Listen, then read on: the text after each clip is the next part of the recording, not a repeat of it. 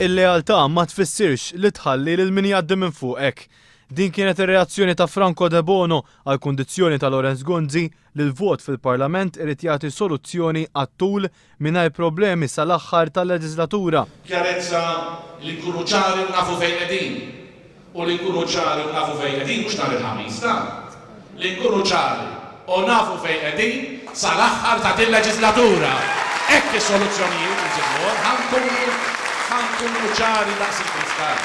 U dik li qed ngħidlek, deċiżjoni duratura, soluzzjoni duratura xi tfisser? Ifisser li dan imbagħad xi ħadd ħajmur jgħidlu tajjeb isma' għas-sena li ġejja tista' tagħmel li trid għax ħan appoġġjak. Jiena dik mhux ħanajta żgur. Franco De Bono jgħid li f'dan il-pajjiż trid tibda tidħol il-kontabilità fejn dawk li jieħdu deċiżjonijiet iridu jerfgħu ir-responsabilità tagħhom.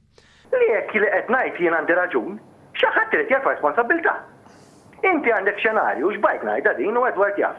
Tajja, għandek xenarju fejn l-istatements kollha tal-pulizija bħalissa pre-2010 huma in breach of fundamental human rights. Għadna kif tkellimna fuq għadik, għadna kif semmejna.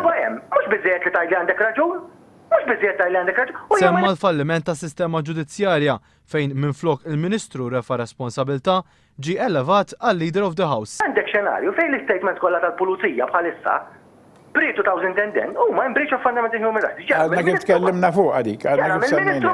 Mhux biżżejjed li tajli għandek raġun, mhux biżżejjed tajli għandek raġun, u jien ma nistax naqbel ma dik il-policy.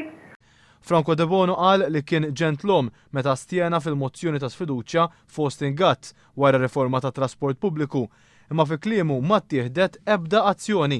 Il-fatt li ma riżenjax Ostingat wassal biex jien ikolli nastieni dik in-noqqas ta' kultura tar-riżenji issa spiċċat f'assurdità li għax jien m'iniex naqbel magħhom, spiċċat intalbet ir-riżenja tiegħi. Dan huwa assurd issa.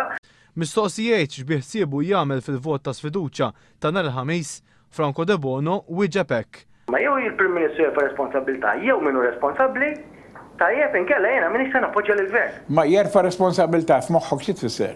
Jitlaq, jirriżenja. Qal li dawn huma l-prattiċi adottati fil-pajjiżi tal-Unjoni Ewropea fejn għandek demokrazija parlamentari. Tem jgħid li ser iżomm konsistenti mal-pożizzjoni tiegħu. Il-pożizzjoni qiegħda jew il-Prim Ministru jirriżenja jew nkella inti tivvota fuq il-mozzjoni. Il-pożizzjoni hija dik, jiena naħseb anke